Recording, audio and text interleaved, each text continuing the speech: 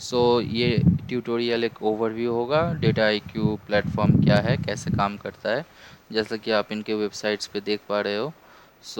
Data IQ basically एक machine learning platform है और मशीन लर्निंग एग्रीगेटर आप कह सकते हो, जहाँ पे सिस्टमाइजिंग द यूज़ ऑफ डेटा, जो वो लोग कह रहे हैं, मतलब डेटा के यूज़ को वो सिस्टमेटिकली सम वैल्यूज़ और उसमें कन्वर्ट कर रहे हैं, मतलब from data to some insight, जो मशीन लर्निंग का काम होता है। और कौन कौन से फीचर्स अवेलेबल है यहाँ, एज यू कैन सी कि data preparation, visualisation, machine learning, data ops, machine learning ops and analytic application आपको मिलता है यहाँ पे।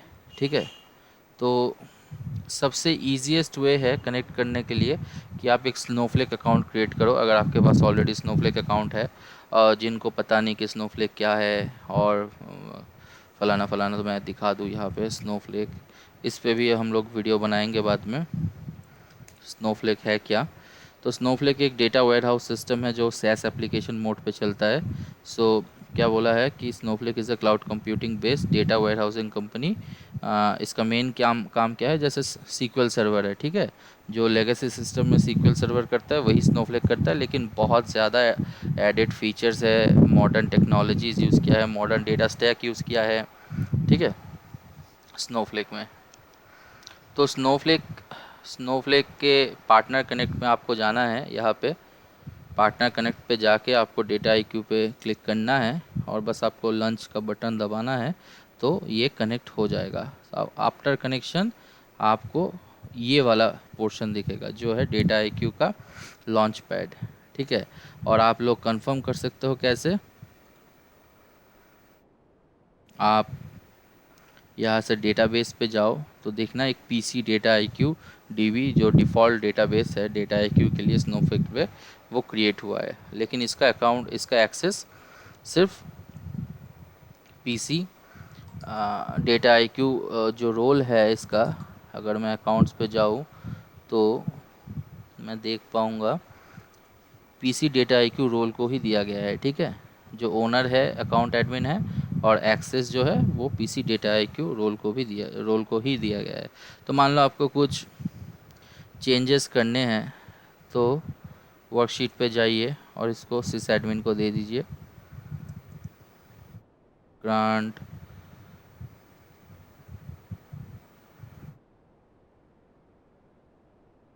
लेकिन हम लोगों को यहाँ पे शायद ज़रूरत नहीं पड़ेगा, तो हम लोग इसको ऐसे ही रखते हैं। जैसे मान लो कि अगर मैं यहाँ पे पीसी डेटा आईक्यू में चेंज कर लेता हूँ इसको,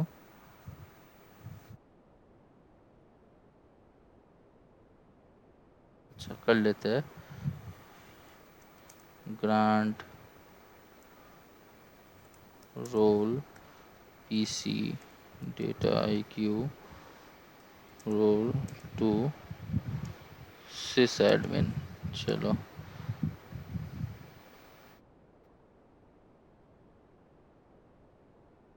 ओके, रोल सिस एडमिन। तो देखो ये मेरा स्टेटमेंट एग्जीक्यूट हो गया है। तो अगर मैं अभी रिफ़्रेश करूँ यहाँ पे, आपको पीसी डेटा आईक्यू डीबी देखने को मिलेगा, मतलब हम लोगों को इस डेटाबेस का एक्सेस मिल गया। तो नॉर्मल जो होता है इसमें भी पब्लिक और इंफॉर्मेशन स्कीमा आपको दिखेगा। स्कीमा क्या होता है, logical partitioning of data warehouse और tables inside data warehouse, right. So ये है आपका लॉन्च पैड, जैसा कि आप देख सकते हो पार्टनर कनेक्ट से कनेक्टेड है। 4 फीचर्स है, अभी एक यूज़र है, वर्जन 11.0 है। और अगर सबसे पहले मैं यूज़र्स पे जाऊँ तो आपको आईडी दिखेगा एडमिन का। ग्रुप्स पे जाइएगा तो आपको ग्रुप्स दिखेगा, यहाँ पे आप ग्रुप बना सकते हो। जैसे मैं एक ग्रुप बनाता हूँ, let's say data analyst analytics,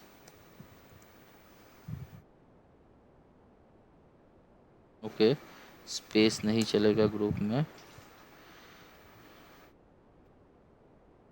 number letter underscore and dashes, okay, letter नहीं चलेगा।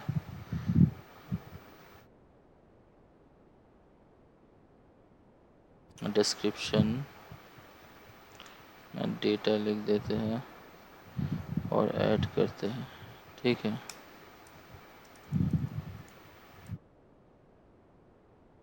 इस ग्रुप को ऐड किया जाए। तो जैसा कि आप देख पा रहे हो अभी एक ग्रुप क्रिएट हो गया है, इसमें एक यूज़र है। तो अभी मैं ग्रुप के बेसिस पे यहाँ पे चेंजेस कर सकता हूँ। तो मान लो यहाँ पे 2 या 3 मेंबर है, तो सबको एक ही मान लो कि मुझे एक ही बकेट में डालना है, तो मैं ग्रुप का यूज़ कर सकता हूँ। अभी फीचर्स पे आ जाते हैं। फीचर्स पे देखो कि कौन कौन से सोर्सेज हम यूज़ कर सकते हैं। सैम्पल डेटा जो हम बाद में देखेंगे, उसके लिए हम अमेज़ॉन S3 बकेट का यूज़ कर सकते हैं। स्टोरेज में देखो जैसे PC डेटा IQDB, राइट, ये वाला डेटाबेस ये हम यूज़ कर सकते हैं। और कौन सा, डेटा IQ मैनेज स्टोरेज, जो डेटा IQ प्रोवाइड करता है एक डिफ़ॉल्ट स्टोरेज S3 का, वो यूज़ कर सकते हैं। तो अगर आप स्नोफ्लेक से नहीं कनेक्ट करोगे और डायरेक्टली डेटा IQ पे लॉगिन करोगे, तो आपको ये वाला ऑप्शन, स्नोफ्लेक वाला ऑप्शन नहीं दिखाया जाएगा। ठीक है, अब एक्सटेंशंस पे क्या क्या है मेरे पास स्नो पार्क का एक्सटेंशन है, मेरे पास डैश है, मेरे पास टाइम सीरीज़ है, मेरे पास डेटा साइंस, ये तीनों इन्वायरमेंट है। ये डिफ़ॉल्ट इन्वायरमेंट में आता है। ठीक है, अब अगर मेरे को कुछ और फीचर्स ऐड करना है, मान लो कि रीड राइट डेटा स्टोरेज में मुझे स्नोफ्लेक को ऐड करना है। ठीक है, मान लो कि स्नोफ्लेक अकाउंट अकाउंट का URL मांग रहा है, तो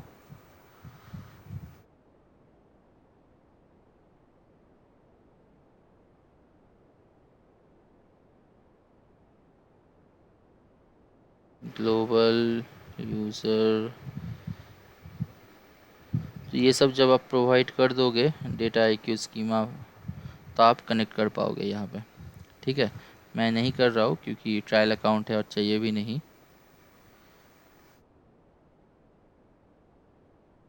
ठीक है, वैसे ही बहुत सारे ऑप्शंस हैं, जैसे आप बिग क्वेरी से कनेक्ट कर सकते हो, S3, रेडशिफ्ट, गूगल स्टोरेज, फिर Azure Synapse, SQL server, Oracle, my SQL। So ये हुआ रीड राइट। उसके बाद आप सिर्फ रीड कनेक्शंस आपको सिर्फ चाहिए मान लो, तो रीड कनेक्शंस में भी आपके पास ऑप्शंस है। ठीक है, रीड कनेक्शंस में अगर हम देखें तो कौन कौन से ऑप्शंस है रीड में भी हमारे पास स्नोफ्लेक है, S3 है, माई SQL है, SQL सर्वर है, एज्योर ब्लॉब है, GCS है। और एक्सटेंशंस पे बहुत कुछ है। एक्सटेंशंस बाद में सिखाया जाएगा कि कैसे हम लोग प्लगइन्स बना सकते हैं, उसको एज एक्सटेंशन बना सकते हैं। तो लेट्स से अभी हम सिर्फ US सेंसस का डेटा लेना चाहते हैं, तो अगर हम कंफर्म करें तो ये हमारे वर्क स्पेस पे एक्टिवेट हो जाएगा हमारे इंस्टेंस पे। ठीक है, अगर हम फिर से बैक टू लिस्ट जाते हैं, जैसे देखिए जियो कोडर है, इसको कंफर्म करते हैं तो ये एक्टिवेट हो जाएगा।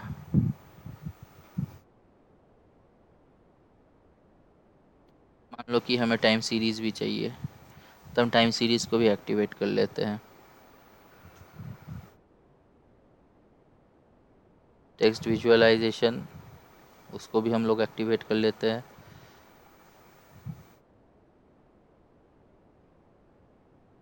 और भी बहुत सारे ऑप्शंस है।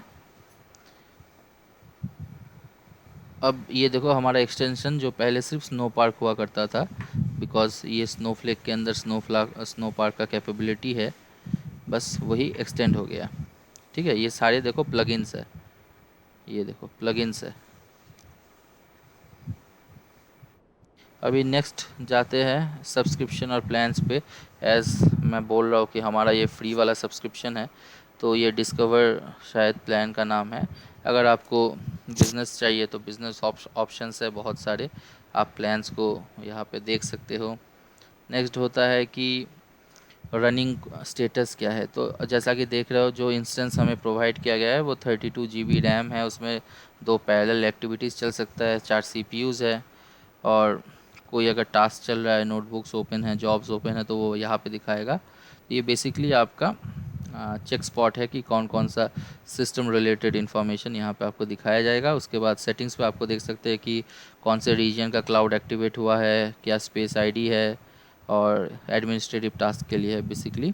सो फिर से हम होम पे जाते हैं। तो जब आप इस पर क्लिक करोगे open D data I Q D S S जो आपका इंस्टेंस है, तो आपको कुछ ऐसा पेज दिखाई देगा। तो यहाँ पे आपका प्रोफाइल है सबसे पहले।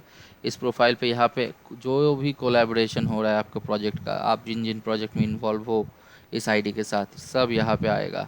ठीक है, जैसे मान लो, अब मान लो कि आप एक प्रोजेक्ट मैनेजर हो, तो आपको प्रोजेक्ट से पहले आपको प्रोजेक्ट का विकी देखना है। तो आप कैसे चेंज करोगे, यहाँ पे जाना है, यहाँ से सेटिंग्स पे जाना है।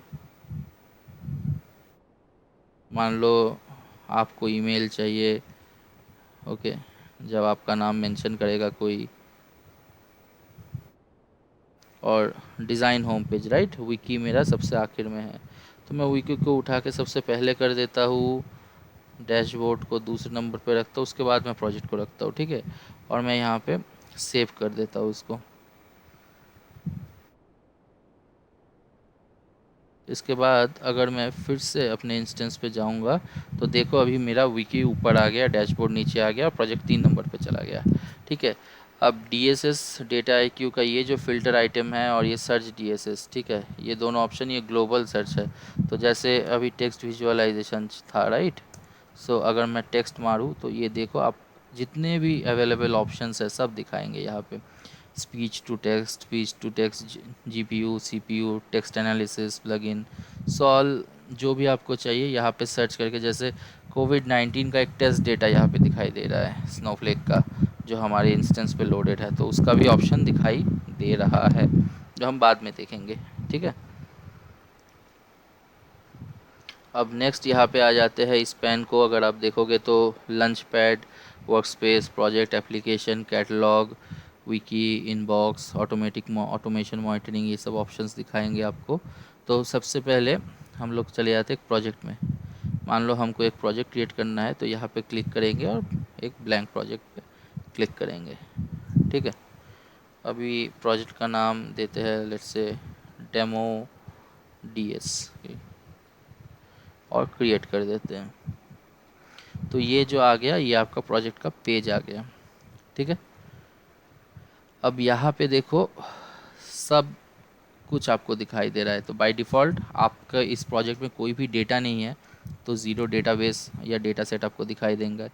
यहाँ पे आपको, आपने अभी तक कुछ नहीं बनाया है, कोई भी ट्रांसफॉर्मेशन नहीं किया डेटा का, डेटा रिलेटेड ट्रांसफॉर्मेशंस जो होता है, जो क्लीनिंग और प्रिपरेशन का बात होता है, तो आप देख सकते हो आपके रेसिपीज़ ज़ीरो काउंट है, मॉडल्स भी आपके ज़ीरो है, क्योंकि आपने अभी तक कोई मशीन लर्निंग मॉडल नहीं बनाया है।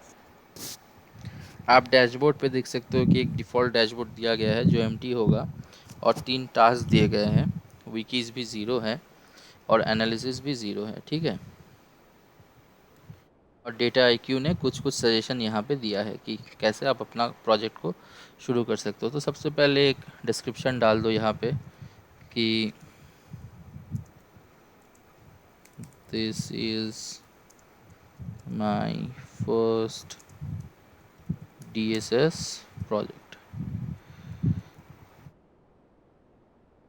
और कर लेते हैं सेव। तो ये देखो आपका जो डिस्क्रिप्शन है प्रोजेक्ट का वो सेव हो गया है। ठीक है, अभी सबसे फर्स्ट थिंग, कोई भी डेटा साइंस या मशीन लर्निंग प्रोजेक्ट में क्या होता है, आपको डेटा इंपोर्ट करना होता है। ठीक है, तो अभी जब इंपोर्ट करने जाओगे, अभी इंटरेस्टिंग चीज़ देखो, इतने सारे ऑप्शंस है आपके पास। आपके पास सीक्वल्स है, आप सीक्वल्स इंपोर्ट कर सकते हो, आप फाइल डायरेक्टली अपलोड कर सकते हो यहाँ पे, आप नो सीक्वल डेटाबेस को कनेक्ट कर सकते हो, क्लाउड स्टोरेज को कनेक्ट कर सकते हो, डीएसएस में इतने सारे ऑप्शंस है आपके पास, और कोई भी एग्जिस्टिंग प्रोजेक्ट को या डेटा सेट को भी आप इंपोर्ट कर सकते हो यहाँ पे। ठीक है, तो जैसा कि हम लोग डेमो दिखाना चाह रहे हैं, तो हम शायद यहाँ पे एक नॉर्मल सा फाइल अपलोड करेंगे। तो इसके लिए हम फाइल सिलेक्ट करते हैं, तो हम जाते हैं डेस्कटॉप पे, हमारे पास एक फ़ाइल है टाइटेनिक वाला, तो हम उसे अपलोड करते हैं यहाँ पे। जैसा कि आप देख रहे हो कि सब जितने भी डेटा था उस फाइल में सब अपलोड होके एक प्रीव्यू जैसा आपको दिखाई दे रहा है, और उसके नीचे कुछ सजेशंस भी आ रहा है। ठीक है, कि पैसेंजर क्लास क्या है, सर्वाइव क्या है, नेम क्या है, और अगर आपको फॉर्मेट कॉन्फ़िगर करना है तो आप ऐसे भी जा सकते हो, यहाँ पे सेपरेटर आप चूज़ करो, ठीक है, कोटिंग करेक्टर चूज़ करो, स्किप कौन सा लाइन को स्किप करना है चूज़ करिए। तो स्कीमा में जाओ, स्कीमा में आपको दिखेगा हर एक कॉलम का नाम और उसका टाइप। तो जैसे अभी बाय डिफ़ॉल्ट सब स्ट्रिंग है, तो मान लो आपको चेंज करना है, आईडी स्ट्रिंग है, आपको पता है कि सर्वाइव जो है वो बूलियन होगा, तो आप इसको बूलियन में कन्वर्ट कर सकते हो, ठीक है। पैसेंजर क्लास आपको लगता है कि क्लास होगा, तो इसको एज ए ऑब्जेक्ट ट्रीट करो। नेम को स्ट्रिंग रखो, सेक्स को आप बूलियन में कन्वर्ट कर सकते हो, एज एज को आप फ्लोट में कन्वर्ट कर देते हैं, सिबलिंग इन सब को बिगिन में कन्वर्ट करते हैं, पार्ट्स को भी इंटीजर में कन्वर्ट कर देते हैं, टिकट को स्ट्रिंग ही रहने देते हैं, फेयर को फ्लोट में कन्वर्ट करते हैं, केविन को ऑब्जेक्ट में कन्वर्ट करते हैं, और एम्बार्क को भी ऑब्जेक्ट में कन्वर्ट करते हैं। तो ये हमने आ, करा है चेंजेस। सो ये चेंज आप वहाँ पे भी कर सकते हो जब हम लोग इंपोर्ट कर लेंगे। अब मान लो अभी फिर से फॉर्मेट पे आओ, ठीक है, ये स्कीमा तो आपने चेंज कर दिया, ठीक है, और अब क्रिएट पे क्लिक करो, तो ये क्या करेगा, इस डेटा सेट को क्रिएट कर देगा फ्लो के अंदर। और फ्लो कहाँ पे दिखेगा आपको, यहाँ पे आपको फ्लो दिखेगा, ठीक है, flow, data set, recipe, levelling. So अगर आप फ्लो में जाओ तो अभी आपने एक डेटा को, एक ही डेटा सेट को अपलोड किया है आपके पूरे वर्क स्पेस पे, तो वही आ गया, वही आपको दिखाई दे रहा है यहाँ पे, ठीक है। सो कुछ वार्निंग दिखाई दे रहा है आपको कि बोला गया है कि सेक्स टाइप जो है वो बूलियन मेल और फीमेल के लिए नहीं हो रहा है। सही बात है, क्योंकि मेल और फीमेल आपने बूलियन किया हुआ है सेक्स को, जो कि होना चाहिए कायदे से ऑब्जेक्ट, राइट।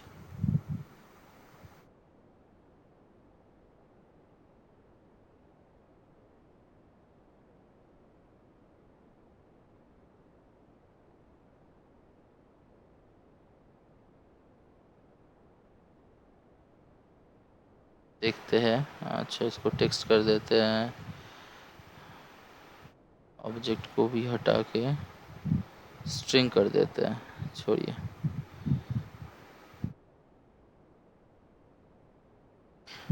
तो आ गया, ये है हमारा बेसिक एक्सप्लोर वाला टैब, जहाँ पे आपको डेटा सेट के बारे में एक्सप्लोर करने का ऑप्शन दिखाया जाएगा, और आपको टोटल डेटा सेट कभी भी नहीं दिखाया जाएगा, तो आपको हमेशा एक सैंपल दिखाया जाएगा। और यहाँ पे आप देख सकते हो कि सैम्पलिंग मेथड क्या है। तो फर्स्ट रिकॉर्ड्स बोला गया है, तो मतलब फर्स्ट रिकॉर्ड्स मतलब जो रो में फर्स्ट है उन्हीं को लिया जाएगा। जैसे 10,000 रिकॉर्ड्स है तो यहाँ से सिर्फ 10,000 रिकॉर्ड लिया जाएगा।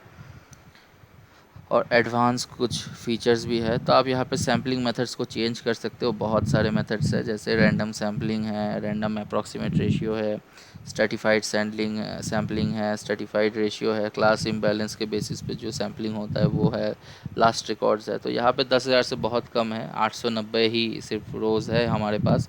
सो आप फर्स्ट लो, फर्स्ट 10,000 या लास्ट 10,000 लो, कोई फ़र्क नहीं पड़ता है, ठीक है। अब ये जो एक्सप्लोर एक्सप्लोर टैब में आप देख सकते हो, आप बहुत कुछ कर सकते हो। जैसे ये नाम को अगर आप एनालाइज टैब में जाओ तो एनालाइज कर सकते हो कि कितने वैलिड नेम्स है, ओके, इसके अंदर कितनी इनवैलिड है, कितने एम्प्टीज़ है, क्लस्टर कर सकते हो आप वैल्यूज़ को। नेचुरल लैंग्वेज का कोई ऑप्शन, ओके, मान लो इंग्लिश लेगासी आपको कंप्यूट करना है तो आप कंप्यूट कर सकते हो। तो आप देख सकते हो कि नॉर्मलाइज होने के बाद मिस्टर कितने हैं, मिस कितने हैं, मिस्ट्रेस कितने हैं, ठीक है।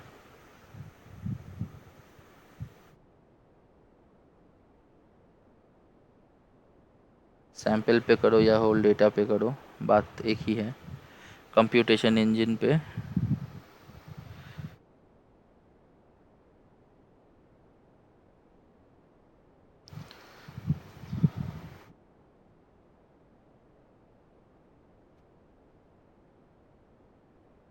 ठीक है, तो ये एक्सप्लोर टैब पे आप कर सकते हो।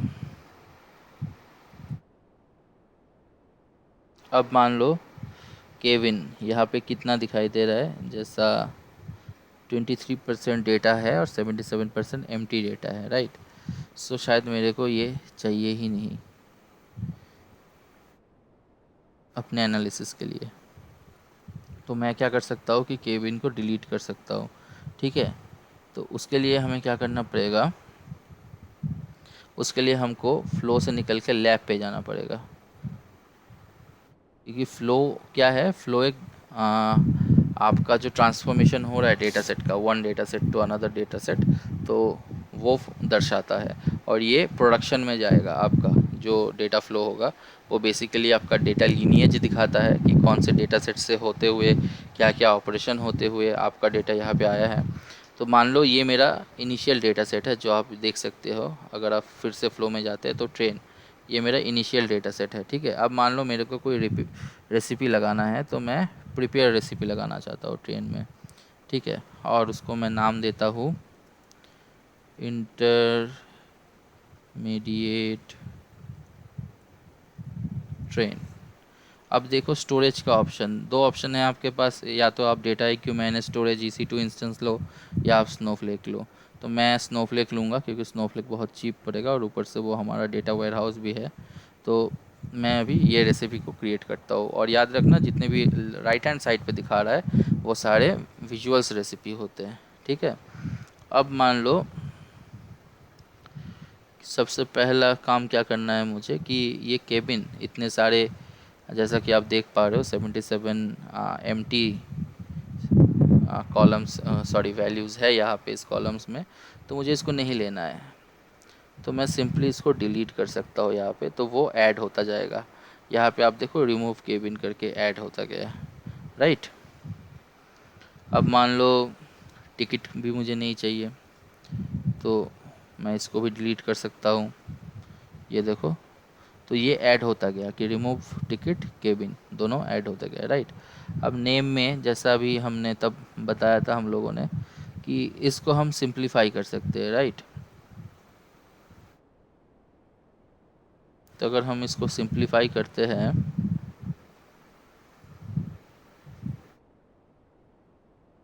नॉर्मलाइज स्टेम अगर करते हैं कि उसके बाद स्टॉप वर्ड्स को हटा दे, तो ये ऑप्शंस हम कर सकते हैं इसके अंदर, नेचुरल लैंग्वेज प्रोसेसिंग का जितना भी ऑप्शंस है। लेकिन दिक्कत क्या है कि ये मुझे अभी चाहिए नहीं, राइट। ये सब कुछ मेरे एनालिसिस के कोई काम में नहीं है। तो मैं अभी सिंपली दिखाने के लिए बता रहा हूँ, मैं उसको डिलीट कर दूँगा। और अगर फिर से हम एनालाइज पे जाते हैं, तो यहाँ पे नेचुरल लैंग्वेज पे जाते हैं, और इसके अंदर अगर हम इसको कंप्यूट करते हैं और एक्शन में जाके देखते हैं, तो हमको ये ऑप्शंस दिखाई दे रहा है कि अगर हम इस कॉलम को डिलीट कर सकते हैं। ओके, हम रोज़ को डिलीट कर सकते हैं जब हमारे पास हमारा नेम एम्प्टी होगा। इनवैलिड सेल्स को हम डिलीट कर सकते हैं। ठीक है, तो ये ऑप्शंस हमारे पास है। और यहाँ पे हम एनालाइज करके देख सकते हैं कि मिस्टर मतलब मेल का जो नंबर ऑफ ऑकरेंस है वो बहुत ज़्यादा है मिसेस और मिस्ट्रेस के मुकाबले में, राइट। जो नॉर्मली वैलिड भी है, क्योंकि ट्रैवल पे मैक्सिमम मेल्स जाते हैं, फीमेल्स कम जाते हैं। कोई भी ट्रैवल्स है, क्योंकि मेल्स अकेला ट्रैवल करना ज़्यादा फेवर करते हैं, राइट। सो तो एक एनालिसिस आपको यहाँ से पता चला। अब आप और क्या कर सकते हो, यहाँ पे राइट क्लिक करेंगे तो आप स्प्लिट कर सकते हो वर्ड्स को टोकन के बेसिस पे, या फिर आप सबको लोअर केस, या तो मैं अगर कन्वर्ट टू लोअर केस करता हूँ, तो ये देखो सारे लोअर केस में कन्वर्ट हो गए यहाँ पे। ठीक है, अब मैं और क्या कर सकता हूँ, यहाँ पे स्ट्रिंग को ट्रांसफॉर्म कर सकता हूँ। ठीक है, ट्रांसफॉर्म करने का मेथड क्या होगा, फिर से वही convert to lower case, upper case, escape U, कोई भी अगर आपको पार्सर को एलिमिनेट करना है, राइट, वाइट स्पेसेस को रिमूव करना है, या नॉर्मलाइज़ करना है, तो मान लो मुझे नॉर्मलाइज़ करना है इसको, और मैं ऐड कर देता हूँ यहाँ पे। ठीक है, तो ये प्रोसेस ऐड हो गया इसके लिए। अब आ जाते हैं, तो एक्सप्लोर टैब का काम समझ में आ गया आपको मोर और लेस, राइट। और याद रखना ये सब कुछ सैंपल पे होता है, कुछ भी चीज़ आपके डेटाबेस पे नहीं होता है। तो जब आप रन करोगे प्रोसीजर को, जितना भी आपका रेसिपी है, जैसा कि मान लो कि ये सब रेसिपी बनाया है मैंने 1 2 3, कि मेरे इधर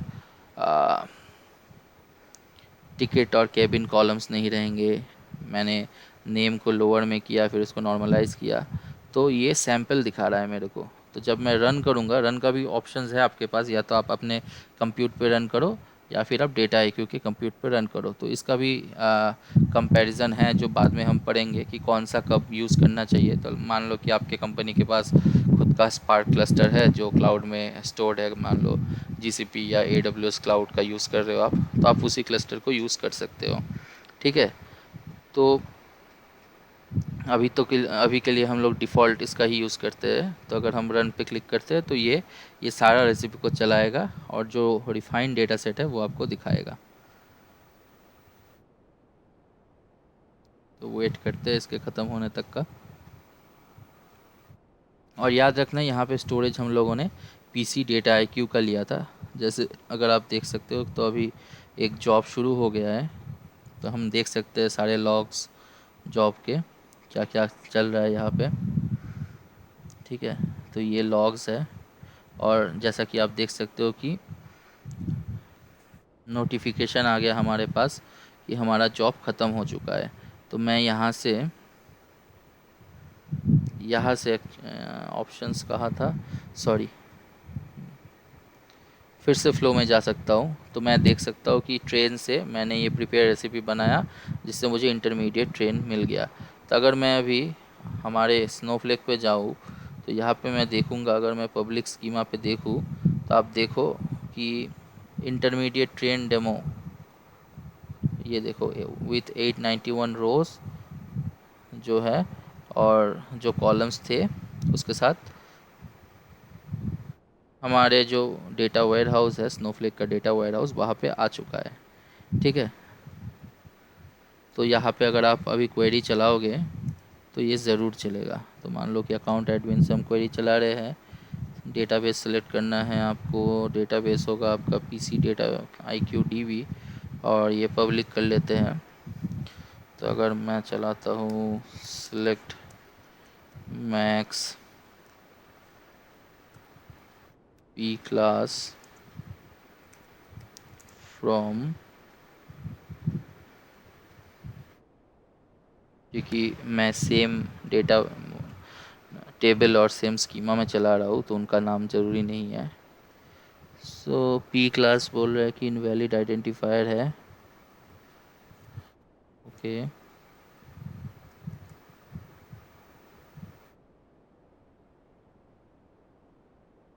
तो आप देख रहे हो कि मैक्सिमम P क्लास 3 है। ठीक है, जो कि अगर आप डेटा को देखोगे सही है। तो इसमें भी आप क्या कर सकते हो, ये क्वेरी आईडी को पकड़ के प्रोफाइलर पे जाके आप देख सकते हो कि कैसे ये रिज़ल्ट दे रहा है। तो जैसा कि यहाँ पे मेटा डेटा से ये रिज़ल्ट थ्रो कर रहा है, तो कोई भी कंप्यूट इंस्टेंस खर्च नहीं हो रहा है। तो ये स्नोफ्लेक पे हम लोग पढ़ेंगे कि स्नोफ्लेक कैसे काम करता है। तो आप देख सकते हो कि बिना कंप्यूट का इस्तेमाल किए इसने रिज़ल्ट दे दिया यहाँ पे। ठीक है, तो अभी जाते हैं यहाँ पे इंटरमीडिएट ट्रेन, और इसको एक्सप्लोर करते हैं। अभी एक्सप्लोर पे दूसरा चीज़ आएगा जो चार्ट्स, पहले बन जाने देते हैं डेटा सेट को। हाँ, तो अभी जाते हैं चार्ट्स पे। चार्ट नॉर्मली आपका विजुअलाइजेशन के लिए है, जहाँ पे आप मान लो कि बेसिक EDA करना है आपको, नॉर्मल EDA, डिस्क्रीट एनालिसिस करना है, डिस्क्रिप्टिव एनालिसिस करना है आपको, तो वो आप यहाँ पे कर सकते हो। तो मान लो मेरे को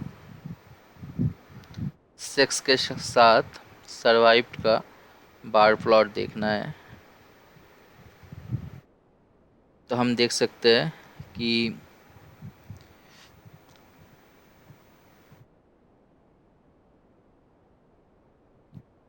मैक्सिमम जो फीमेल्स है उनका एवरेज रेशियो ऑफ सर्वाइविंग बहुत ज़्यादा है मेल्स के मुकाबले में। सो अगर आप मेल हो तो आपके बचने का चांस टाइटेनिक पे 19% है, और अगर आप फीमेल हो तो आपके बचने का चांस 74% है। तो ये बहुत एक बड़ा की इंसाइट है हमारे प्रोडिक्शन में। जब हम सर्वाइव का क्लास प्रोडिक्ट करेंगे तो ये दर्शाता है कि अगर आप फीमेल हो तो आपके बचने का चांस ज़्यादा है, राइट। तो यही हम लोग ईडीए में करते हैं। अब मान लो कि इसको हम कलर पैलेट बदल सकते हैं, जो नॉर्मली हम लोग कोई भी बीआई टूल के साथ कर सकते हैं, यहाँ पे भी वही कर सकते हैं। अब मान लो इसे हम पैसेंजर क्लास से भी डिवाइड करना चाहते हैं, तो यहाँ पे आप देख सकते हो कि आपका पैसेंजर क्लास, 3 पैसेंजर क्लास है आपके पास। तो अगर ये फर्स्ट पैसेंजर क्लास है जहाँ पे आपका सर्वाइवल रेशियो बहुत ज़्यादा है मेल फीमेल का, क्योंकि मेरे ख्याल से नंबर भी ज़्यादा होगा, और यहाँ पे भी नंबर ऑफ सर्वाइव्ड 50% हो गया है। यहाँ पे पैसेंजर क्लास 1 था, पैसेंजर क्लास 1 मतलब जो रिच क्लास होता है, राइट। सो रिच क्लासेस में सर्वाइवल रेट बहुत ज़्यादा था, देखो आप 96% के आसपास। वही मेल का सर्वाइवल रेट वहाँ पे 40% के आसपास चला गया, 36.9 मतलब 37% के आसपास। जबकि वो नॉर्मली कितना था, अगर आप हटा दो इसको, राइट, नॉर्मली मेल का कितना था 19%। सो 19% से बढ़ के ये चला गया 37% से। तो ये एक अच्छा इंसाइट है, तो हम लोग इसको सेव कर सकते हैं, राइट। तो ये पब्लिश वाला जो बटन है ये पब्लिश कर देगा इस चार्ट को। स्लाइड 1 में हम लोग इसको रखते हैं, क्रिएट करते हैं इस इंसाइट को।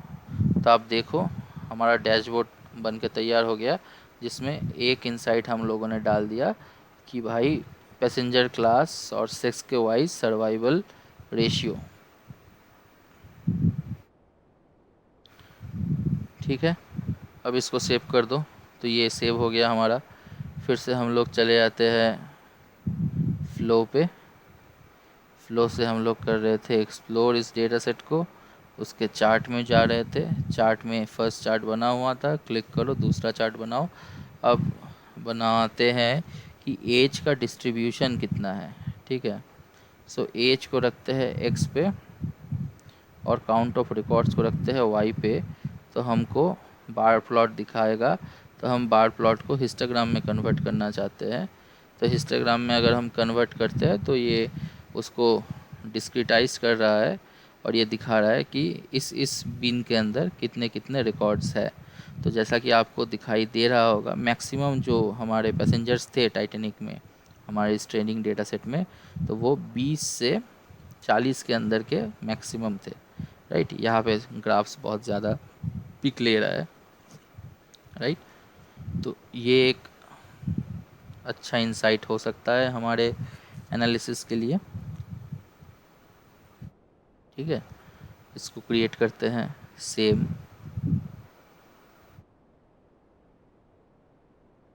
और इसका स्टैटिस्टिकल क्या वैल्यू होता है वो हम बाद में देखेंगे।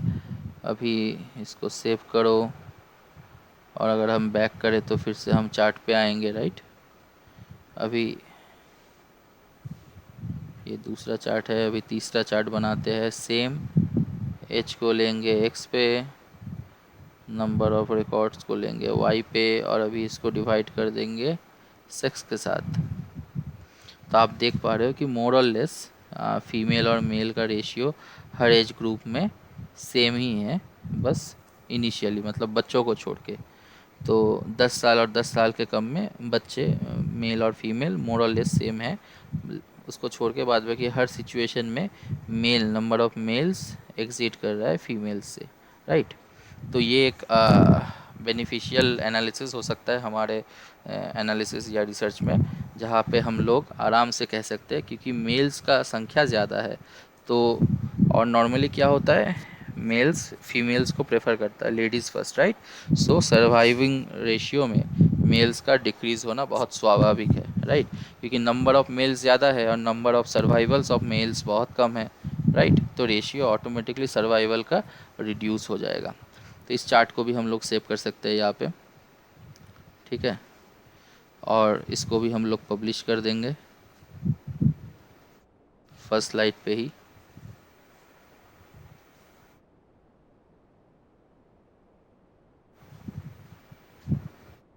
तो कोई भी क्वेश्चन है आप लोगों का, आप कमेंट में ज़रूर पूछना। और ये जो एनालिसिस अभी चल रहा है इसको डिस्क्रिप्टिव एनालिसिस कहते हैं, और एक और एनालिसिस होता है स्टैटिस्टिक्स में, उसको इन्फरेंशियल एनालिसिस कहते हैं। तो इन सब के बारे में हम लोग बाद में पढ़ेंगे, ठीक है।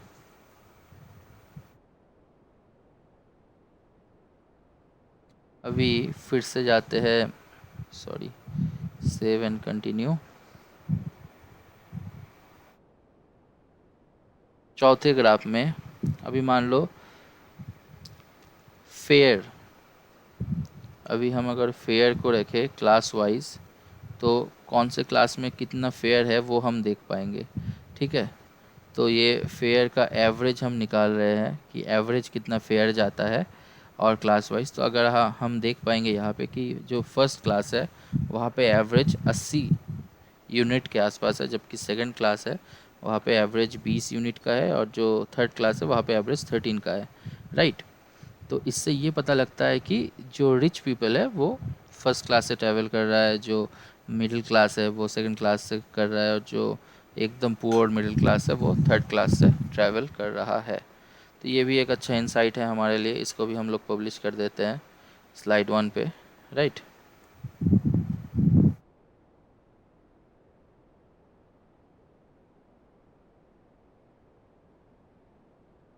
ये एक और पता चला हम लोगों को एनालिसिस के बारे में। तो समझो यही है डेटा साइंस। तो आपको डेटा से इंसाइट्स निकालने हैं।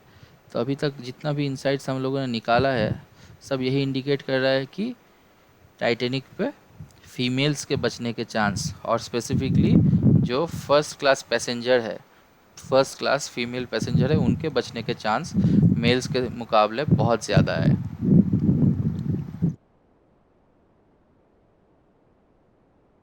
राइट। ठीक है, तो फिर से आते हैं हम चार्ट्स में, सेव कर लेते हैं इसको। एक और चार्ट क्रिएट करते हैं, बस एक ही चार्ट क्रिएट करेंगे, और अभी यहाँ पे सर्वाइवल रेशियो के साथ हम अगर एज का डिस्ट्रीब्यूशन निकाले तो हम लोगों को यहाँ पे दिखाई देगा, सॉरी, एज और सर्वाइवल को यहाँ पे रखते हैं, और काउंट का रेशियो अगर हम निकालते हैं बार में, तो हमको दिखाई देगा कि ज़ीरो, ज़ीरो का मतलब क्या है, जो सरवाइव नहीं कर पाया। वन का मतलब है सरवाइव कर पाया, ठीक है। और एज वाइज ये हम देख रहे हैं, तो ये आप देख पाओगे कि सबसे ज़्यादा 20, 30 और 40 इस एज में सर्वाइवल और मरने वाले और ज़िंदा रहने वाले, बचने वाले दोनों का नंबर ज़्यादा है। अब पहले तो मैं इसे सेव कर लूँ। क्यों ऐसा ग्राफ्स इम्पॉर्टेंट मैं आपको बताता हूँ, और क्या हमको समझ में आ रहा है इस ग्राफ से। तो आप इसको अभी इस ग्राफ के नीचे रखो, और इसको बढ़िया से अगर आप देखोगे तो ये क्या दर्शा रहा है, क्या कुछ ये यहाँ पे दर्शा रहा है, ये कुछ नहीं बोल पा रहा है, क्योंकि आपको ये लग रहा है कि आपका मॉडल ये बताएगा कि अगर आप 20 साल, 30 साल या 40 साल के उम्र के बीच में हो, इस ग्रुप में आप गिरते हो, तो आपके बचने का चांस भी ज़्यादा है, आपके मरने का चांस भी ज़्यादा है। क्या ये कुछ है? ये कुछ नहीं बता पा रहा है, राइट। क्योंकि यहाँ पे अगर आप ध्यान से देखो तो नंबर ऑफ़ पैसेंजर्स, मेल हो या फीमेल, 20, 30, 40 के अंदर ही मैक्सिमम है, राइट। तो ऑब्वियसली अगर आपके आपके यहाँ पे कंट्रीब्यूशन ज़्यादा है, टोटल नंबर ऑफ़ काउंट बहुत ज़्यादा है, तो यहाँ पे भी नंबर ऑफ़ काउंट्स ज़्यादा ही होंगे, ठीक है। तो अगर आप इस ग्राफ के बेसिस पे ये इन्फरेंस करो कि भाई मेरा 20 साल, 30 साल और 40 साल के जो लोग हैं, टाइटैनिक में, वो ज़्यादा उनके बचने का चांस या मरने का चांस बहुत ज़्यादा है बाकियों के मुकाबले में, तो ये गलत एनालिसिस होगा। तो इन सब से बचना है। तो यहाँ पे आता है एक लर्किंग वेरिएबल, एज यहाँ पे एक लर्किंग वेरिएबल का काम कर रहा है। ठीक है, एज आपको दर्शा रहा है कि हाँ अगर 20 से 40 के अंदर हो तो ये जो बचने का रेशियो है बहुत ज़्यादा हो रहा है। ठीक है, बट ये एज नहीं छुपा रहा है कि वहाँ पे नंबर ऑफ काउंट्स भी बहुत ज़्यादा है। तो वो आपको कहाँ से पता लगेगा? इस ग्राफ से। तो ये दोनों ग्राफ को मिलाओगे अगर, तो आप ये एनालिसिस बिठा सकते हो। तो बहुत बात किया हम लोगों ने एनालिसिस के बारे में। अभी अगले वीडियो में हम लोग देखेंगे कि स्टैटिस्टिक्स, ये जो तीसरा टैब है स्टैटिस्टिक्स का, उसमें कैसे काम करना होता है, ये हम लोग देखेंगे नेक्स्ट वीडियो में। तब तक के लिए धन्यवाद।